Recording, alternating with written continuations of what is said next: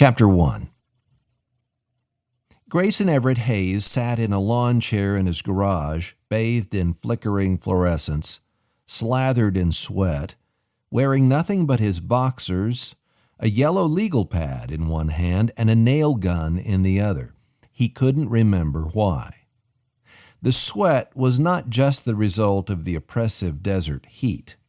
Gray had awakened with the recurring fear that he was not the man he wanted to be and had failed at the most important things in life. And the fear compounded because he could not remember what the important things were. That had awakened him and opened his pores.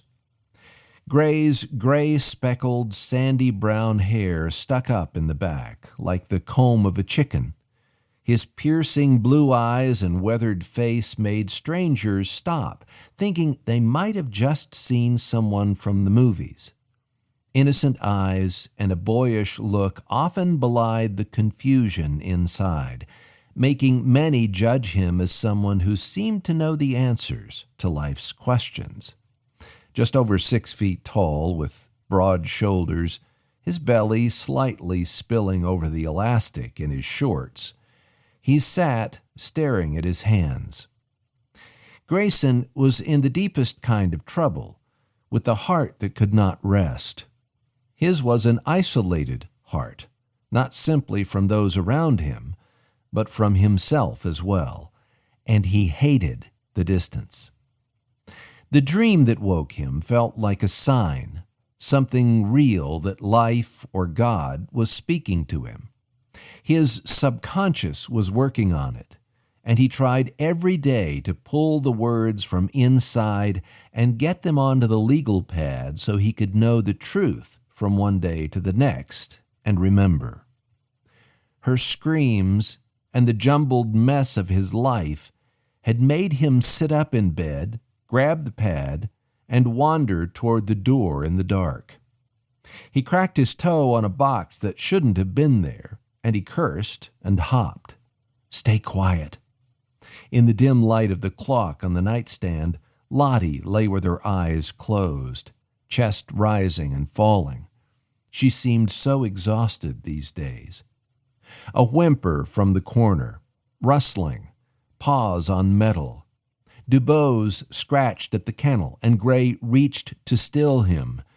Could dogs see in the dark? The animal settled, and Gray went to the garage. In the harsh light, he opened a leather binder, flipped to the last page he had written on in the legal pad, and willed the story to return. Dreams and reality merged, and he used them each day to decipher his life. He studied the words, and it came to him that the dream was not the only reason he was awake. He stood and patted the vintage VW bus as he would an old friend.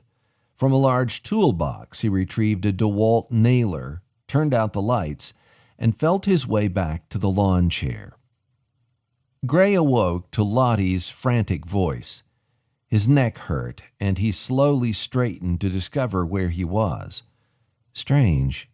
He wiped his brow with the back of his hand and stared at the power tool. His dream felt more real than not at times, but the sweat running down the back of his leg and the fear in Lottie's voice convinced him he was awake. Light leaked around the garage door and through a side window. A yellow glow surrounded an overgrown agave.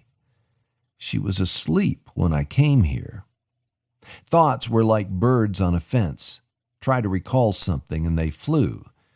He sat still. Gray? He almost answered. Lottie was inside. She didn't call for him often. She always seemed to know exactly where he was. Was it the connection the two had? The patio door opened with a ka-thunk.